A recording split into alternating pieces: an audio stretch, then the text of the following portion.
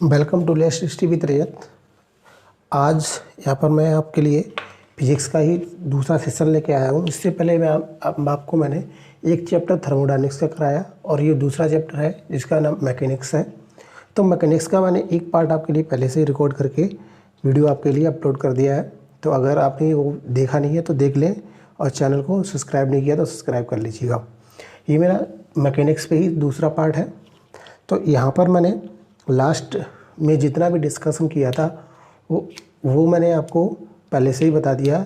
तो मैंने आपको वहाँ पर मैंने वेलोसिटी के बारे में और जो छोटी छोटी टर्म जो आती थी, स्पीड क्या है, वेग वेलोसिटी क्या है, आपकी एक्सेलरेशन क्या है, तो मैंने इस बहुत सारी ऐसी टर्म हैं जिनका मैंने बेसिक लेवल से डिस्कशन आपके लिए ऑलरेडी कर दिया है।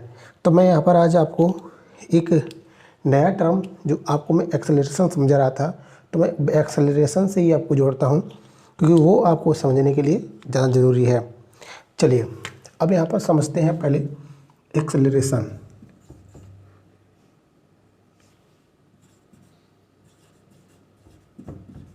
एक्सेलरेशन जिसको क्या कहा जाता है हिंदी में, त्वरण कहा जाता है। अब देखिए एक्सेलरेशन क्या होता है।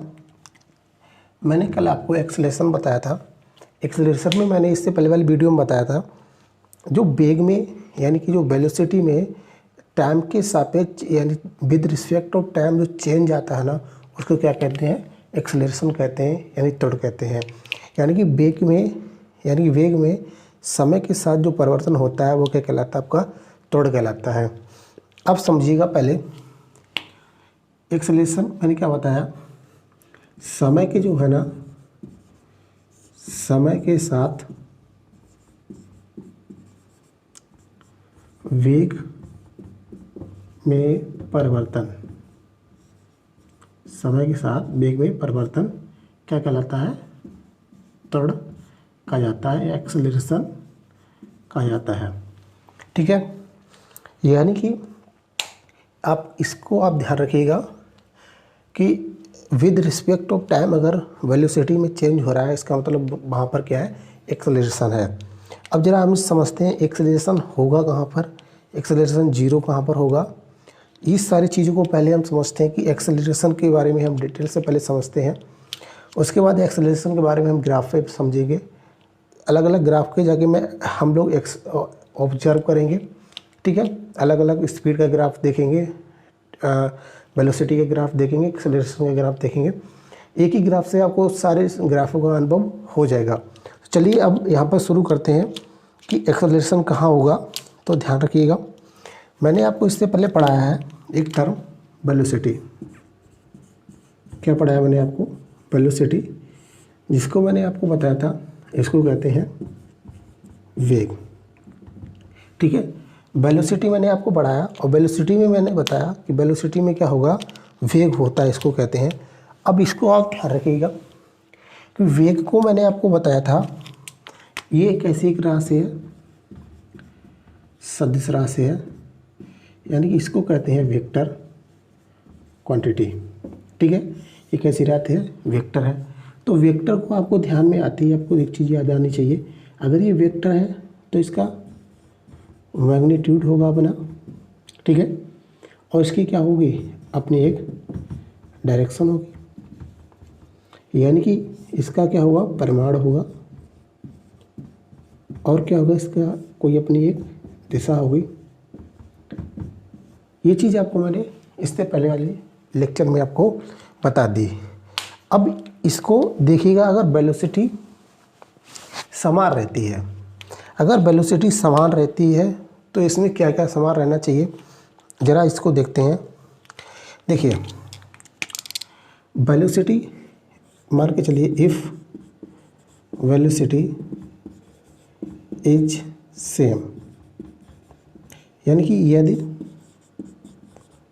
वेग समान है तो, अगर वेग समान है, अगर आप वेग समान करना चाहते हैं तो इसको आप ध्यान रखिएगा किन दो चीज़ों पर आपको कंट्रोल करना होगा, यानी किन दो चीज़ों को आपको एक तरीके से फिक्स करके रखना होगा। यदि वेलोसिटी को आपको क्या करना है, समान रखना है।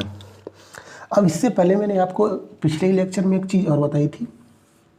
मैंने आपको बताया था वेलोसिटी के अलावा मैंने आपको बताया था वहाँ पर, एक तो मैंने आपको वेलोसिटी बताया था, दूसरा टर्म मैंने आपको बताया था वहाँ पर स्पीड, जिसको आप कहते हैं चाल। स्पीड और वेलोसिटी में सिर्फ डिफरेंस इतना है, वेलोसिटी में क्या होता है आपका डायरेक्शन होती है और मैग्नीट्यूड होता है, इसमें मैग्नीट्यूड तो होता है, डायरेक्शन यहाँ पर नहीं होती है, इतना अंतर है।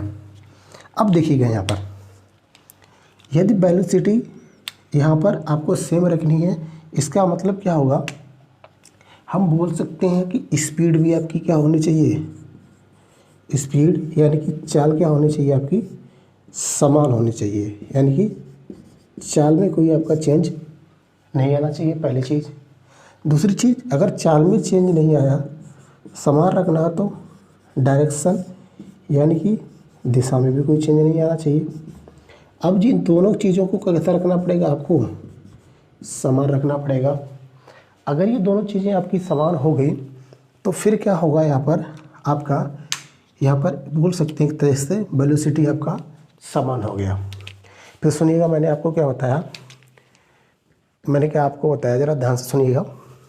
मैंने आपको बताया एक्सेलरेशन क्या होता है, एक्सेलरेशन का मतलब होता है वेलोसिटी में जो टाइम के रिस्पेक्ट में जो चेंज आता है उसको क्या कहते हैं, एक्सेलरेशन कहते हैं।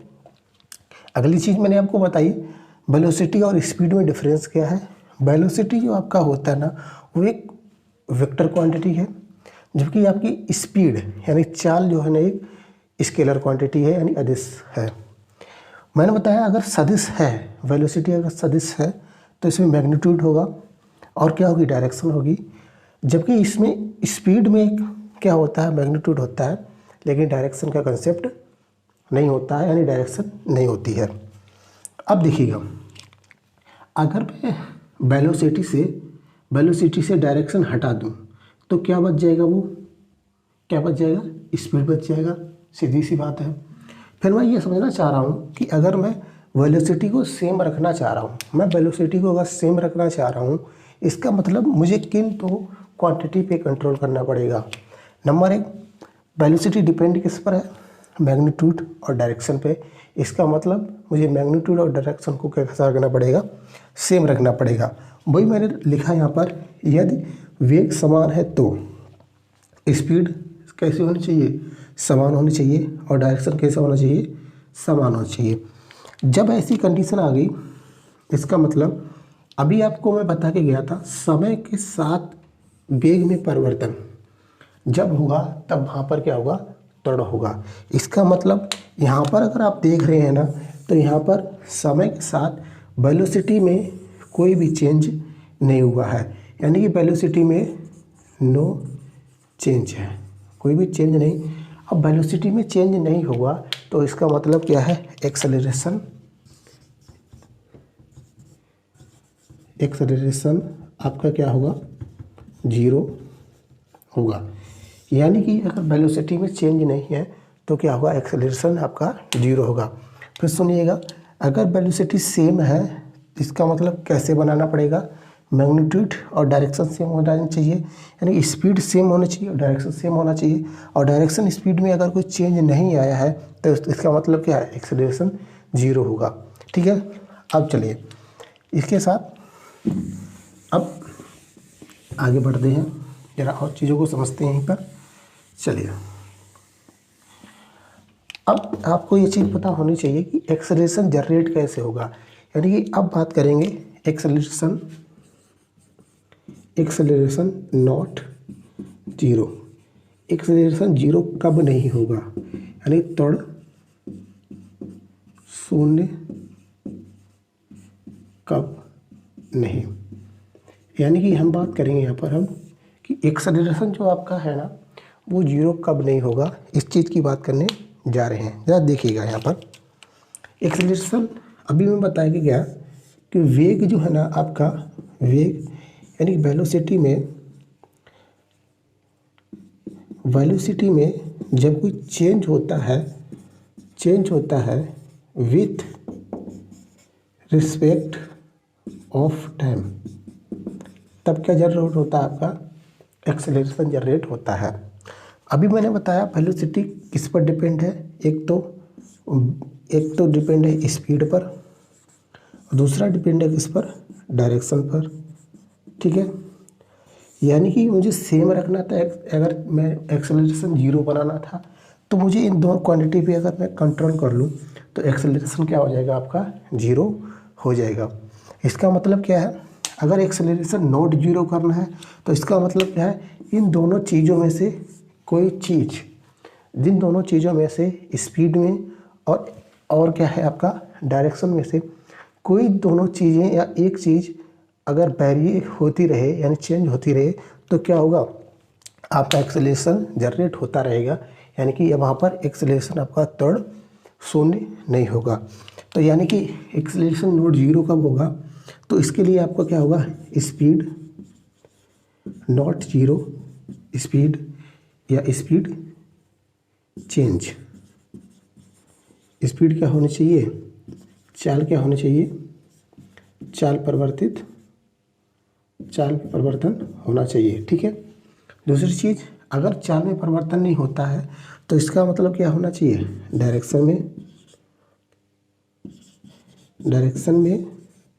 डायरेक्शन आपका चेंज होना चाहिए, यानी दिशा बदलनी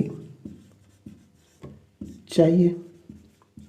ठीक है, अब अगर ये दोनों चीज़ों में से एक भी क्वांटिटी अगर चेंज हो गई, इसका मतलब क्या है, एक्सेलरेशन आपका 0 हो गया। फिर भी या आप मान सकते हैं वो चेंज, यानी कि यदि सिंपल तरीके से सुनिए, यदि स्पीड चेंज हो गई तो भी एक्सेलरेशन जनरेट हो जाएगा। अगर स्पीड चेंज नहीं हुई, मान के चलिए डायरेक्शन चेंज होगी तो भी आपका क्या है, एक्सेलरेशन 0 नहीं होगा। या मान के चलिए दोनों चीज़ें चेंज हो गई तो एक्सेलरेशन शून्य नहीं होगा, यानी वहाँ पर एक्सेलरेशन जनरेट होगा। अब चलिए, अब मैं आपको यहाँ पर एग्जांपल देता हूँ, जरा सुनिएगा ध्यान से। क्या एग्जांपल है, देखिए, इससे पहले मैंने आपसे एक एग्जांपल के बारे में बात की थी, जो मैं लास्ट वीडियो में आपको लास्ट के टाइम पे बताया था। मैंने आपको बताया था कि एक कोई, मान के चलिए ये सर्कल है, ठीक है, और इस सर्कल में मैंने क्या किया, कि 5 की स्पीड से, इस सर्कल में मैंने 5 मीटर पर सेकंड से कोई आदमी यहाँ पर है, उसके बाद यहाँ पर आया 5 मीटर पर सेकंड, फिर वो क्या किया, यहाँ पर आया 5 मीटर पर सेकंड से, फिर वो क्या किया, यहाँ पर आया 5 मीटर प्रति सेकंड से। तो मैंने आपसे पूछा था यहाँ पर कि त्वरण क्या होगा, यानी कि एक्सेलरेशन आपका होगा कि नहीं होगा। अब आपके दिमाग में आ रहा होगा, जैसे मैंने बताया था कि अगर स्पीड यहाँ पर सेम है, यानी कि आपको दिख रहा होगा कि स्पीड सेम है, यानी कि स्पीड अगर सेम है तो क्या आपको दिख रहा है 5 5 5 5। अगर स्पीड सेम है, अब आपने पढ़ रखा है कि वेग में परिवर्तन, स्पीड की भी यूनिट मीटर पर सेकंड होती है, ध्यान रखिएगा, स्पीड की जो यूनिट होती है वो मीटर पर सेकंड होती है, और वेलोसिटी की भी यूनिट क्या होती है, मीटर पर सेकंड होती है।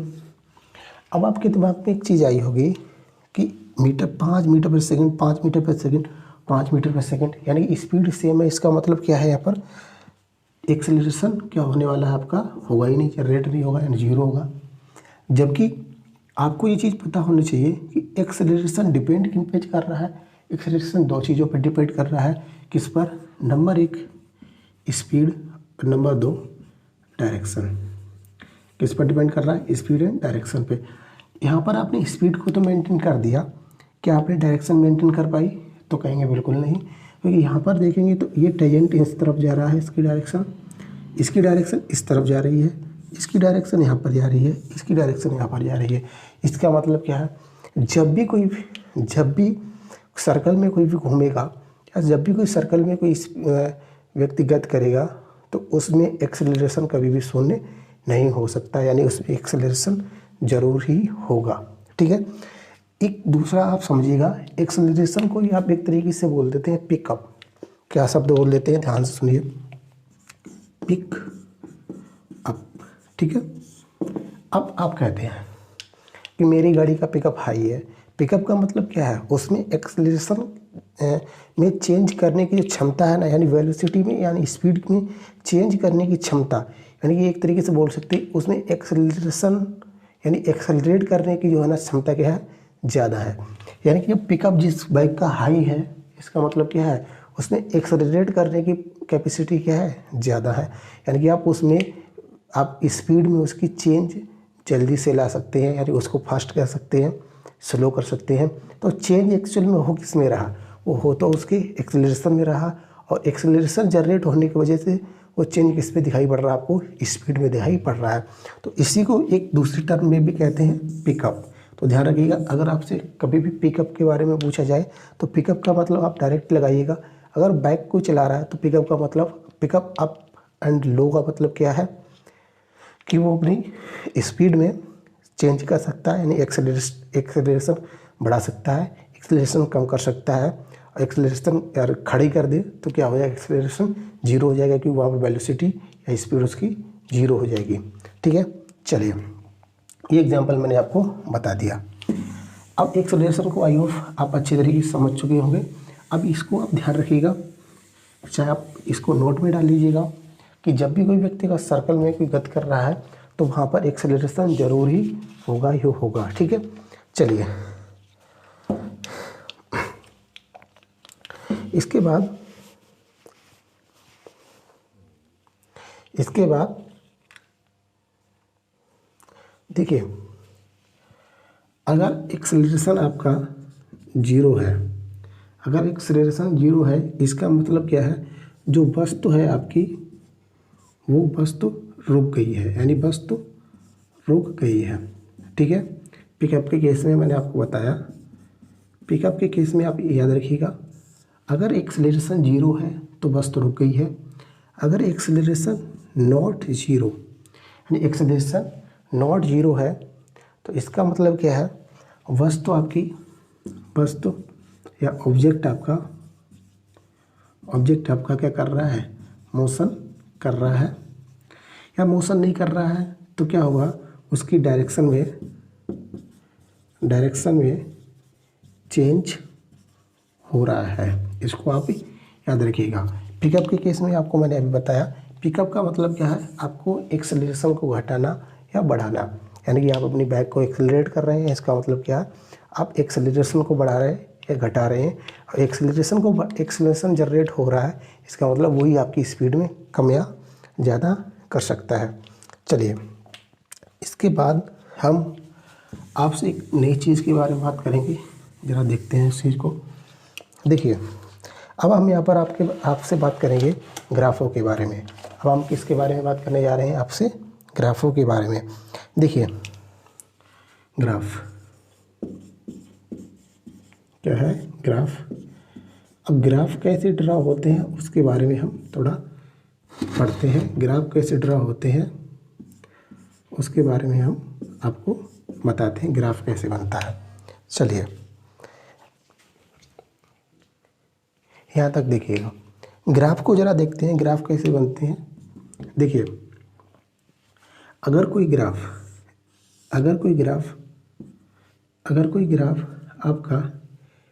आपका कोई ग्राफ अगर समय, ये आपका एक्स एक्सिस होता है, ये आपका वाई एक्सिस होता है। अगर कोई ग्राफ समय और विस्थापन यानी कि डिस्प्लेसमेंट, समय और विस्थापन या डिस्प्लेसमेंट के बीच में दिया गया है। अब जरा इस चीज़ को थोड़ा पहले आप समझ लें। मैं यहाँ पर दो टर्मों की बात करने वाला हूँ, यहाँ पर ज़रा पहले उस चीज़ को भी क्लियर कर लें। दो चीज़ों की बात करने जा रहा हूँ मैं यहाँ पर। एक चीज़ आपकी है दूरी, दूसरा है आपका विस्थापन। एक चीज़ है आपकी दूरी, दूसरा क्या है आपका विस्थापन। इन चीज़ों के बारे में थोड़ा हम पहले समझ लेते हैं। ये दो टर्म आपको परेशान करेंगे, ज़रा इसके बारे में आपको क्लियरिटी होनी चाहिए। देखिए, ग्राफ में अगर विस्थापन और समय के बारे में दिया रखा है तो ग्राफ किसका प्लॉट किया जाएगा, वो किसका ग्राफ क्या शो करना चाह रहा है उस चीज़ का तो डिस्कशन हम कर लेंगे। पहले ज़रा इसके बारे में समझते हैं दूरी और विस्थापन में डिफरेंस क्या होता है। ध्यान रखिएगा, दूरी का मतलब होता है कि जब आप क्या करेंगे, मान के चलिए यहाँ से ए से बी तक गए और ये 10 किलोमीटर है, ठीक है।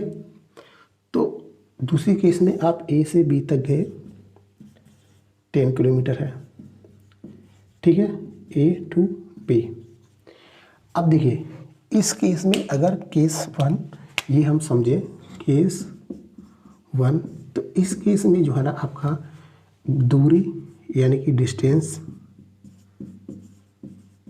एंड आपका क्या है डिस्प्लेसमेंट आर इक्वल, कैसे हैं, बराबर है। देखिए दूरी आपका क्या करती है, दूरी आपका डिपेंड करती है सिर्फ किस पर, दूरी आपकी डिपेंड करती है कितनी दूरी, कितना वो गया है, चाहे वो इधर जाए घूम के किधर भी चलता चला जाए, ठीक है, यानी कि इधर जाए, तो ये आपकी दूरी कहलाएगी। लेकिन डिस्प्लेसमेंट किस पर डिपेंड करता है कि वो पहले कहाँ था और लास्ट पोजीशन अब उसकी कहाँ पर है। अब देखिए इस केस में वो यहाँ से गया, बी पर पहुँचा, 10 किलोमीटर चला, यहाँ पर भी एक ए पे था और बी पे गया, 10 किलोमीटर चला।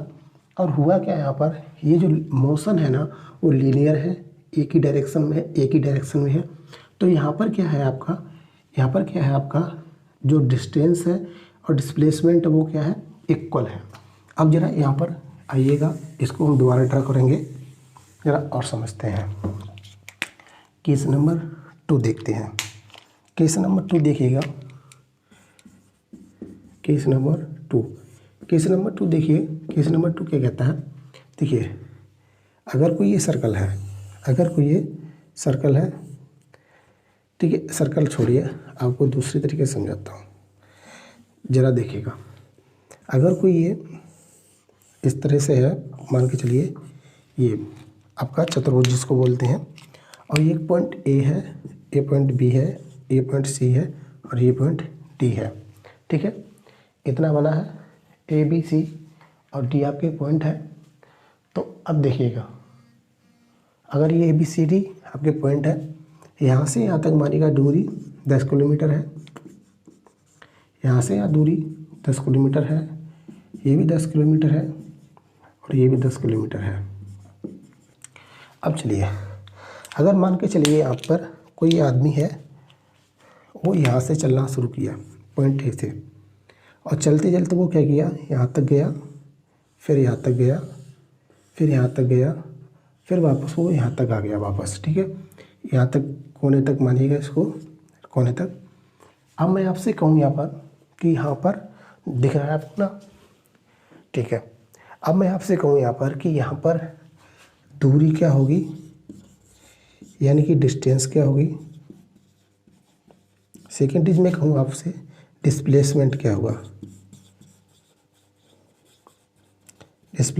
होगा, तो आपको पता होना चाहिए दूरी का मतलब क्या है। आप सीधा क्या करें, इसको जोड़ दें, 10 + 10 + 10 + 10 कितना हुआ, 40 किलोमीटर। जबकि आपका डिस्प्लेसमेंट यहाँ पर क्या होगा, 0 होगा। डिस्प्लेसमेंट क्या होगा, 0 होगा, क्योंकि मैंने अभी आपको बताया डिस्प्लेसमेंट किस पर डिपेंड करता है, depend on beginning point and and point, यानी कि डिस्प्लेसमेंट आपका डिपेंड करता है किस पर, प्रारंभिक बिंदु पर और अंतिम बिंदु पर, ठीक है। इसका मतलब आप समझ चुके होंगे, अगर लीनियर मोशन हो रहा है इसका मतलब दूरी भी समान होगी, डिस्प्लेसमेंट भी समान होगा।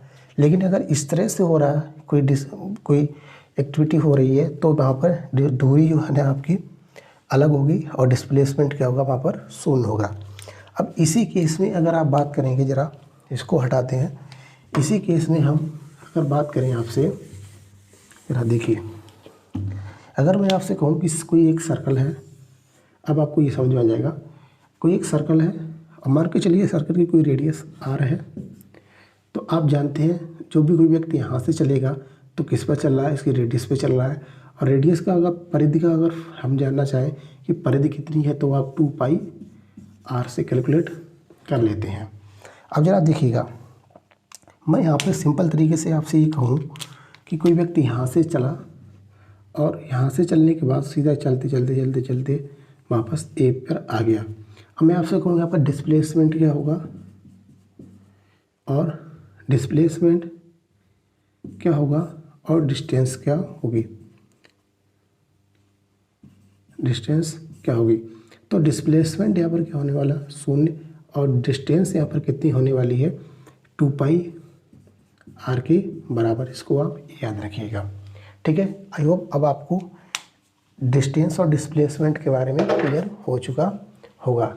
चलिए अब हम बात करते हैं ग्राफों की।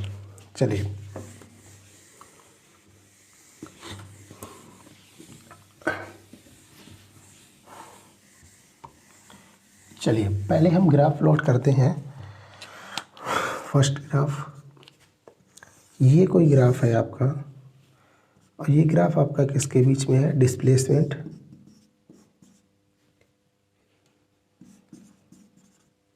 डिस्प्लेसमेंट यानी विस्थापन, और यहाँ पर क्या है, समय यानी कि टाइम। और ये आपका क्या शो कर रहा है, एक्स एक्सिस शो करेगा, यानी कि एक्स एक्सिस शो करेगा, और ये आपका क्या करेगा, वाई एक्सिस शो करेगा। अब देखिएगा, ये जो डिस्प्लेसमेंट और समय के साथ जो ग्राफ बन रहा है, या डिस्प्लेसमेंट और समय के साथ जो ग्राफ बन रहा है, ध्यान से सुनिए, जो डिस्प्लेसमेंट और समय के साथ जो ग्राफ बन रहा है ये क्या दिखाएगा, ये आपका वेग को शो करेगा, यानी कि वेग को शो करेगा, ठीक है। किसको शो करने वाला है, वेग। और यहाँ पर किसको शो करेगा, स्पीड को। किसको शो करेगा, वेग को और स्पीड को, यानी वेलोसिटी को, और किसको करेगा, स्पीड को शो करेगा, ठीक है। इसको आप याद रखिएगा। दूसरी चीज़, अगर मैं कोई ग्राफ आपके लिए बनाता हूँ, यहाँ पर अलग बनाऊँ थोड़ा। अगर मैं कोई आपके लिए ग्राफ बनाता हूँ, मान के चलिए वेलोसिटी, दूसरा मैं बनाता हूँ यहाँ पर टाइम। वेलोसिटी और टाइम की ये एक्सिस है, ये वाई एक्सिस है। अगर मैंने वेलोसिटी और टाइम के रिस्पेक्ट में अगर कोई ग्राफ बनाया है, इसका मतलब ये क्या शो करेगा, एक्सेलरेशन, यानी कि किसको शो करेगा, त्वरण को। इसको आपको याद रखना। अब आप ध्यान रखिएगा, अगर कहीं पर वेलोसिटी और टाइम के रिस्पेक्ट में ग्राफ दे रखा है, इसका मतलब वो क्या कैलकुलेट करवाना चाह रहा है आपसे, वो आपसे कैलकुलेट करवा चाह रहा है एक्सेलरेशन। अगर कहीं डिस्प्लेसमेंट और टाइम के विद रिस्पेक्ट में आपको ग्राफ दे रखा है, तो वो आपको क्या कैलकुलेट करवाना चाह रहा है, वो आपको सिंपल तरीके से आपको स्पीड या वेलोसिटी का कैलकुलेट करवाना चाह रहा है। चलिए इतना तो आपको समझ में आ गया होगा। अब चलिए, अब हम बात करते हैं ग्राफों की। एक एक ग्राफ को डिटेल से समझते हैं। चलिए मैं आपको ग्राफ सिर्फ बताऊंगा डिस्प्लेसमेंट टाइम के रिस्पेक्ट में, बिल्कुल वैसा ही ग्राफ बनता है वेलोसिटी और टाइम के रिस्पेक्ट में। लॉजिक और ग्राफों का मीनिंग सेम ही होगा, बस क्या होगा, उसमें क्वांटिटी चेंज हो जाएगी वेलोसिटी और टाइम की, ठीक है। अब एक चीज़ आप ध्यान रखिएगा, और ध्यान क्या रखेंगे आप, ध्यान ये रखिएगा कि जो आपका एक्सेलरेशन होता है, यानी जो त्वरण आपका होता है ना, वो त्वरण आपका जो होता है ना, वो 3 तरीके का हो सकता है। त्वरण आपका कितने तरीके से हो सकता है, 3 तरीके का हो सकता है। पहली चीज़, त्वरण 0 भी हो सकता है, बताया था मैंने थोड़ी देर पहले, यानी त्वरण 0 भी हो सकता है। त्वरण पॉजिटिव भी हो सकता है, यानी कि जब त्वरण पॉजिटिव मतलब धनात्मक हो सकता है, और त्वरण आपका क्या है, नेगेटिव भी हो सकता है, यानी कि ऋणात्मक भी हो सकता है। तो इसको आप ध्यान रखिएगा, कहीं पर लिख के आता है ऐसा statement, acceleration is 0, can be 0, positive and negative, यानी कि त्वरण क्या, शून्य, धनात्मक और ऋणात्मक हो सकता है। तो आपने एक चीज़ सुन रखा होगा कि त्वरण नेगेटिव भी होता है और पॉजिटिव भी होता है, लेकिन शून्य नहीं सुना होगा। तो मैंने आपको शून्य करके अभी थोड़ी देर पहले, अगर आपने ध्यान से देखा तो मैंने आपको बताया था कि अगर एक स्पीड भी आपकी सेम है और आपका डायरेक्शन भी सेम है तो वहाँ पर क्या होगा, एक्सेलरेशन 0 होगा, यानी पिकअप वहाँ पर क्या होगा, शून्य होने वाला है, वस्तु आपकी स्थिर है। चलिए, अगली चीज़ आपको ध्यान रखनी है ये कि जो ऋणात्मक त्वरण होता है उसको हम कह देते हैं मंदन। क्या कहते हैं, मंदन कहते हैं। इंग्लिश में इसको रिटार्डेशन बोला जाता है, आप याद रखिएगा। चलिए, अब एक चीज़ आप ध्यान रखिएगा, शून्य मैंने अभी आपको बताया था कैसे होगा। धनात्मक का मतलब क्या होता है, अगर आपने क्या किया, स्पीड, अगर आप स्पीड को बराबर मेंटेन करके ले जा रहे हैं, डायरेक्शन सेम लेके चले जा रहे हैं, इसका मतलब क्या है, डायरेक्शन अगर सेम है और आपकी स्पीड अगर सेम है तो क्या है, त्वरण क्या होगा, शून्य होगा।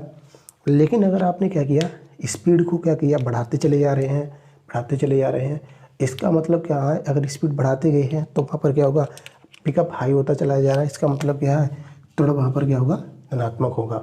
अगली चीज़, अगर आपने क्या किया है कि आपने अपनी स्पीड को कम कर लिया है, अब देखिए यहीं से ग्राफ बनेंगे सारे। अगर आपने स्पीड अपने कम कर लिया है, कम करते चले जा रहे, करते चले जा रहे, तो वहाँ पर क्या होगा, आपको ऋणात्मक त्वरण प्राप्त होगा, यानी मंदन प्राप्त होगा। फिर मैं आपको समझा रहा हूँ, ध्यान से समझिए। त्वरण आपका क्या होता है, त्वरण आपका नेगेटिव, पॉजिटिव और 0 हो सकता है। त्वरण आपका नेगेटिव, पॉजिटिव एंड 0 हो सकता है, इसको आप याद रखिएगा। अब देखिए, त्वरण नेगेटिव, पॉजिटिव और 0 हो सकता है, इसके लिए मैंने आपको एग्जाम्पल समझाया। अगर क्या करेंगे, आप किसी एक सीधी डायरेक्शन में ही चलते चले जा रहे हैं, आपकी स्पीड भी बिल्कुल मेंटेन है, यानी स्पीड अगर 5 थी अभी तो आगे भी 5 है, 10 थी अभी तो आगे भी 10 है, और जितना आपने अभी गैप, जितने इंटरवल में आपने जितनी डिस्टेंस कवर की है, उतनी ही अगले इंटरवल में आपको डिस्टेंस कवर करनी पड़ेगी। तो इस तरह से क्या होगा आपका, और डायरेक्शन भी बिल्कुल सेम होनी चाहिए, यानी चेंज बिल्कुल नहीं होनी चाहिए। तो इसका मतलब क्या है, यहाँ पर एक्सेलरेशन आपका क्या हुआ, वहाँ पर शून्य हो गया। अब जो एक्सेलरेशन शून्य हो गया तो इसको मैंने बताया आपको, एक्सेलरेशन शून्य यानी कि डायरेक्शन सेम और आपकी डायरेक्शन सेम और आपका क्या है, स्पीड भी सेम, तो वहाँ पर क्या होगा, एक्सेलरेशन शून्य। अब पॉजिटिव कहाँ पर होगा, जरा सुनिए। पॉजिटिव का मतलब क्या है, आप क्या किए, बाइक चला रहे हैं, मान के चलिए कोई एक बाइक है, आप बाइक को चला रहे हैं, इस तरह से बैठे हुए हैं एकदम मस्त तरीके से, ठीक है। अब यहाँ पर आप बैठे हुए हैं, अब देखिए, अब इसका मतलब क्या है, अगर आपकी बाइक क्या कर रही है, अब बाइक को भगाते चले जा रहे हैं, तेज़ स्पीड से लेते चले जा रहे हैं, अब खींचे चले जा रहे हैं गजब तरीके से। इसका मतलब क्या है, इसका मतलब ये है, आपने क्या किया है, आप पॉजिटिव ही करते चले जा रहे हैं, बढ़ाते चले जा रहे हैं, इसका मतलब कि धनात्मक आपका एक्सेलरेशन कैसा होने वाला है, यहाँ पर धनात्मक। अब क्या हुआ, चलाते चलाते आप थक गए, मान लीजिएगा, चलाते चलाते आप थक गए तो आपको आलस आ जाएगा। अब थक गए ना तो आप क्या करेंगे, बाइक को धीमी करता चले जाए, धीमी करते चले जाए, धीमी करते चले जाए। इसका मतलब क्या है, आपने क्या किया, अपनी स्पीड को घटाते चले जा रहे, घटाते चले जा रहे, यानी वेलोसिटी आपकी घटती चली जा रही, तो वो क्या कहलाएगा, वहाँ पर ऋणात्मक त्वरण कहलाएगा। और जो ऋणात्मक त्वरण होगा ना, वो ही क्या कहलाता है, आपका मंदन कहलाता है। आई होप आपको ये कंसेप्ट समझ में आ चुका होगा। चलिए, अब ग्राफों की बात करते हैं। देखिए, चलिए, मैं आपके लिए ग्राफ प्लॉट करूँगा, आपके लिए ग्राफ प्लॉट करूँगा। पहली चीज़, जो ग्राफ जो भी प्लॉट होंगे ना, वो किसके लिए प्लॉट होंगे, डिस्प्लेसमेंट यानी कि विस्थापन वर्सेस आपका टाइम का मैं ग्राफ प्लॉट करूँगा, ठीक है। जितने भी ग्राफ मैं प्लॉट करूँगा वो विस्थापन का होगा और टाइम का होगा। विस्थापन को मैं यहाँ पर डिनोट करूँगा एस से, ठीक है, और टाइम को मैं डिनोट करूँगा वहाँ पर टी से। अब चलिएगा, पहला मैं बनाता हूँ फर्स्ट ग्राफ, यानी कि केस 1। दिख रहा है यहाँ तक, देखते हैं पहले आपको दिख रहा है कि नहीं, ठीक है, दिख रहा है आपको। चलिए, पहला ग्राफ मैं बनाता हूँ, ज़रा समझिएगा। ये आपका ग्राफ है, और ग्राफ पहले में मैं आपको क्या बताता हूँ, समझिएगा।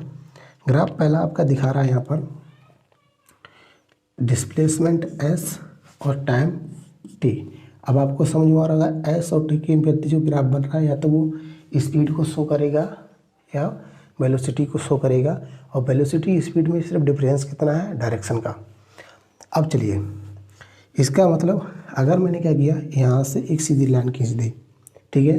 अब चलिए अब मैं क्या कर रहा हूँ, केस नंबर 2 लेता हूँ आपके लिए। केस नंबर 2 में क्या है, वही सेम ग्राफ, स्पीड और टाइम, ठीक है। अब मैंने क्या किया, इसमें ग्राफ में ये ग्राफ आपका चल रहा है इस तरीके से, ठीक है, बढ़ता चला जा रहा है। अगला आपका क्या है, केस नंबर 3। केस नंबर 3 आपका है, केस नंबर 3 आपका ये है, कोई ग्राफ है टाइम और स्पीड के बीच में, और ये ग्राफ आपका क्या कर रहा है, इस तरीके से नीचे की तरफ गिर रहा है, ठीक है, और ये इस तरह से जा रहा है, ये इस तरह से जा रहा है। चौथा ग्राफ आप देखिएगा, केस नंबर 4। केस नंबर 4 देखिएगा। केस नंबर 4 जो आपको शो कर रहा है वो ये शो कर रहा है, टाइम और स्पीड के बीच में ग्राफ है, उस डिस्प्लेसमेंट के बीच में ग्राफ है, और ये ग्राफ आपका कर रहा है इस तरीके से। देखिए यहाँ पर केस नंबर 5, केस नंबर 5 देखिएगा। केस नंबर 5 आपका ये है इस तरीके से, यहाँ पर आपका यहाँ पर एस है, यानी इस आपका क्या है, डिस्प्लेसमेंट है, ये टाइम है, और ये ग्राफ आपका कैसे बन रहा है ज़रा देखिएगा।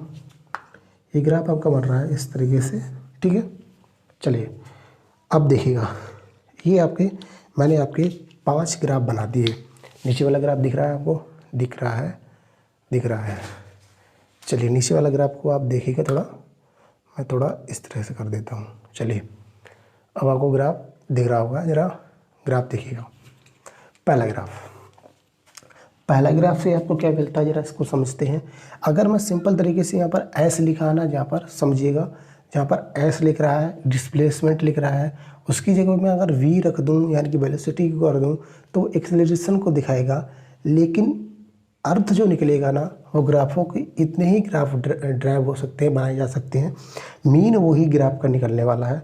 अगर आप इनको समझ के तो उनको भी मैं आपको 1 मिनट में ही समझा दूंगा। ज़रा देखिए पहला ग्राफ क्या कहता है, फर्स्ट ग्राफ आपका ये कहता है कि जो आपने जो फर्स्ट ग्राफ आपको जो दिखा रहा है ना, वो आपको क्या दिखा रहा है, वो आपको शो कर रहा है कि इसका कोई भी, यानी कि इसका कोई भी ढाल नहीं है, यानी कि ढाल को बोलते हैं एंगल। इसके बीच में इस एक्सिस के, एक्स एक्सिस के मध्य और वाई एक्सिस के मध्य कोई भी आपकी ढाल नहीं है। ढाल का मतलब एंगल नहीं है, क्या नहीं है यहाँ पर, ढाल नहीं है, यानी पे क्या यहाँ पर नहीं है। अगर एंगल एक्स एक्सिस और वाई एक्सिस के मध्य नहीं है तो इसका मतलब क्या है, यहाँ पर जो है ना आपका एक्सेलरेशन क्या है, यहाँ पर आप एक्सेलरेशन क्या है, यहाँ पर वेग क्या है आपका, वेग क्या यहाँ पर है, 0 है। वेग यहाँ पर क्या है, 0 है। इसको आप याद रखिएगा। जब भी आपके सामने इस तरह का ग्राफ प्लॉट कर दिया जाए, जब भी आपके सामने इस तरह से ग्राफ प्लॉट कर दिया जाए, इसका मतलब क्या है, वस्तु क्या है, रुकी हुई है, विरामावस्था में है। या बोल सकते हैं आप इस तरीके से कि यहाँ पर ढाल 0 है। अगर ढाल 0 है तो यहाँ पर क्या होगा, वेग 0 होगा। इसको आप ध्यान रखिएगा। ग्राफ को आपको पेपर में यही ग्राफ दे दिया जाता है, पूछ लिया जाता है यहाँ पर क्या स्पीड है, स्पीड नहीं है, स्पीड घट रही है या स्पीड बढ़ रही है। तो यहाँ पर क्या है, स्पीड आपकी है ही नहीं। क्यों नहीं है, क्योंकि यहाँ पर ढाल है ना tan थीटा, और tan को क्या बोलते हैं, ये वाला, ठीक है, बट ये यानी कि tan थीटा मतलब S/T, और S/T मतलब क्या है, इसके साथ कोई एंगल ही नहीं बन रहा है। अब एंगल नहीं बन रहा है यानी एंगल 0 है। अगर एंगल 0 है तो इसका मतलब क्या है, वेग क्या आपका यहाँ पर 0 होने वाला है। ज़रा इसको समझते हैं ग्राफ सेकंड को। ग्राफ नंबर 2 क्या कहता है, ज़रा इसको समझिएगा। ग्राफ नंबर 2 ये बताता है कि यहाँ पर क्या है आपका, यहाँ पर आपका एंगल जो है और एंगल क्या है, बिल्कुल एक तरीके से बराबर है। यानी कि यहाँ पर जितना भी डिस्प्लेसमेंट होगा टाइम के रिस्पेक्ट में, उतना ही डिस्प्लेसमेंट क्या होगा टाइम के रिस्पेक्ट में यहाँ पर भी होगा।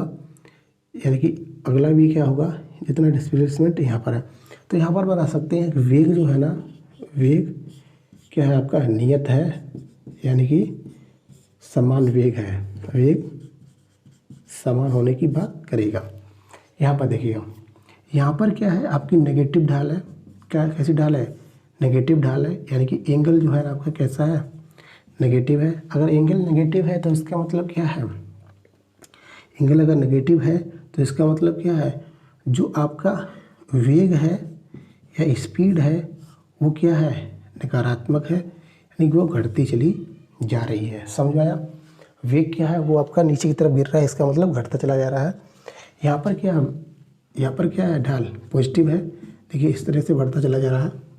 अब जब ये इस तरह से बढ़ता चला जा रहा है, इसका मतलब क्या है, आपका वेग यहाँ पर बढ़ रहा है, इंक्रीज कर रहा है। यहाँ पर क्या कर रहा है, वेग आपका डिक्रीज कर रहा है। यहाँ पर आपका वेग क्या है, नियत है, समान है, यानी कॉन्स्टेंट के तरीके से बोलते हैं। यहाँ पर आपका वेग क्या है, शून्य है। और यहाँ पर क्या हुआ है, आपका वेग यहाँ पर देखिए बढ़ रहा है, बढ़ रहा है, बढ़ रहा है, लेकिन फिर बढ़ रहा है, घट रहा है, यानी कि यहाँ पर बोल सकते हैं वेग बढ़ व घट रहा है। ठीक है, वेग बढ़ व घट रहा है। आपको ये सारे ग्राफ समझ में आ चुके होंगे। जरा देखिएगा, फिर मैं आपको इन ग्राफ को बताता हूँ। यानी कि टेन थीटा का मतलब क्या होता है, x axis by axis upon x axis, यानी कि स्पीड, यानी कि यहाँ पर डिस्प्लेसमेंट अपॉन टाइम। अब देखिए किस नंबर बन गया, कहता है जब भी कोई लाइन सीधी खींची हो, इसका मतलब क्या है, यहाँ पर जो आपका दे रखा है ना, वो एक्स वाई की मध्य कोण कोई भी है नहीं। अगर कोण नहीं है तो ढाल क्या है, शून्य है, यानी कि ढाल अगर जीरो है तो वेग भी क्या होगा, शून्य। यहाँ पर क्या है कि यहाँ पर ये क्या कर रहा है, ये बढ़ रहा है, लगातार इंक्रीज करता हुआ चला जा रहा है। विद रिस्पेक्ट टू टाइम यहाँ पर सेम है, यानी कि यहाँ से यहाँ तक अगर उसने 5 मिनट लिया है, 10 किलोमीटर चला है, तो अगली बार में यहाँ से यहाँ तक जाने में वो क्या करेगा, देखिए यहाँ से यहाँ तक मान के चलिए, अगर वो ओ पे है, ए बी सी, और ये एक्स वाई जेड, ठीक है। यानी कि ये अगर उसने 10 किलोमीटर चला है ओ से ए तक, ओ से ए तक उसने अगर 1 मिनट टाइम लिया है और 10 किलोमीटर चला है, तो अगले मिनट भी क्या करेगा, 1 मिनट में ही यहाँ से वो 10 किलोमीटर ही चलेगा, अगले मिनट भी 1 मिनट में क्या करेगा, 10 किलोमीटर ही चलेगा। इसका मतलब क्या है, इसका मतलब सिंपल तरीके से ये है कि जो आपकी यहाँ पर वेग होने वाला वो कैसा होने वाला है, नियत होने वाला है, समान रहने वाला है। अगली चीज़ देखिए, अगला ग्राफ क्या कर रहा है आपका, यहाँ पर एंगल क्या है, यहाँ पर स्पीड क्या, यहाँ पर क्या है आपका डिस्प्लेसमेंट नीचे की तरफ गिरता हुआ चला जा रहा है। इसका मतलब का स्लोप नेगेटिव है, ढाल नेगेटिव है, और ढाल नेगेटिव तो क्या होगा, वेग आपका नेगेटिव होगा ही होगा। अगली चीज़ क्वेश्चन नंबर 4 क्या आपका बता रहा है कि आपका स्पीड या डिस्प्लेसमेंट ये रहा, टाइम ये रहा, और ये इंक्रीज कर रहा है, बढ़ता हुआ चला जा रहा है। आपने पैराबोला पढ़ा होगा कभी, तो क्या कर पॉजिटिव शो कर रहा है, इसका मतलब वेग लगातार बढ़ता चला जा रहा है। यहाँ पर केस 5 क्या दिखा रहा है कि पहले तो क्या हुआ, बढ़ा फिर घटा, फिर बढ़ा फिर घटा, फिर बढ़ेगा फिर घटेगा, इसका मतलब वेग बढ़ रहा है और घट रहा है। अब इसका मतलब आपको डिस्प्लेसमेंट और टाइम के रिस्पेक्ट में वेग के जो भी जितने भी आपके ग्राफ हैं वो आपको समझ में आ चुके होंगे। चलिए इसके बाद में अगर मैं आपको समझाना चाहूँ कि यहाँ पर वेग और टाइम के रिस्पेक्ट में अगर ग्राफ हो तो कैसे क्या होगा, जरा देखिए। मैं सिर्फ यहाँ पर क्या करूँगा मैं यहाँ पर, ज़रा समझिएगा, केस यही रहेगा। और बस यहाँ पर क्या करूँगा मैं, यहाँ पर भी सिर्फ क्या करने वाला हूँ मैं, वेलोसिटी यानी कि वेग वर्सेस किसके मध्य में अब ग्राफ बन रहा है, टाइम के मध्य में। अगर वेग और टाइम के मध्य में ग्राफ बन रहा है, इसका मतलब यहाँ पर भी क्या होने वाला है, अब किसकी बात करेगा, त्वरण की बात करेगा। किसकी बात करेगा, अब यहाँ पर त्वरण की बात करेगा, और यहाँ पर भी किसकी बात करेगा, अब वो त्वरण की बात करेगा, सिर्फ नहीं एक्सेलरेशन की बात करेगा, ठीक है। क्योंकि मैंने अभी आपको बताया था वेग और टाइम के बीच में जब भी ग्राफ बनेगा तो आपको त्वरण देगा, यानी कि एक्सेलरेशन की बात करेगा। चलिए यहाँ पर भी क्या होगा, आपका त्वरण हो जाएगा, और यहाँ पर भी क्या हो जाएगा, आपका त्वरण हो जाएगा। अब जरा इसको भी समझ लीजिए आप। देखिए अगर यहाँ पर v हो गया, यहाँ पर भी हो गया, यहाँ पर भी हो गया, ये भी बी और ये भी बी। जरा समझिए, अगर कोई स्लोप नहीं है, ढाल नहीं है, इसका मतलब क्या है, एक्सेलरेशन क्या है, 0। ठीक है, यहाँ पर क्या है, अगर एक्सेलरेशन क्या है, नियत रहेगा, यानी कि त्वरण लगातार बढ़ता चला जाएगा। यहाँ पर एक्सेलरेशन क्या है, घट रहा है, यानी कि एक्सेलरेशन अगर घट रहा है तो बोल सकते हैं यहाँ पर कंडीशन कौन सी है, मंदन वाली है, रिटार्डेशन वाली है। यहाँ पर एक्सेलरेशन क्या है, पॉजिटिव है, यानी कि एक्सेलरेशन कैसा हो रहा है, बढ़ रहा है। यहाँ पर देखिएगा क्वेश्चन नंबर 5 में एक्सेलरेशन कैसे करेगा, बढ़ेगा घटेगा। जैसे आप बाइक चलाते हैं, तेज़ चलाई, तेज़ चले गए और तेज़ कर दी, फिर घट गई, फिर बढ़ा दी, तेज़ एकदम भीड़ आ गई, फिर घट गई, फिर आई, फिर बढ़ा दी, फिर आगे चले, फिर बढ़ा दी आपने।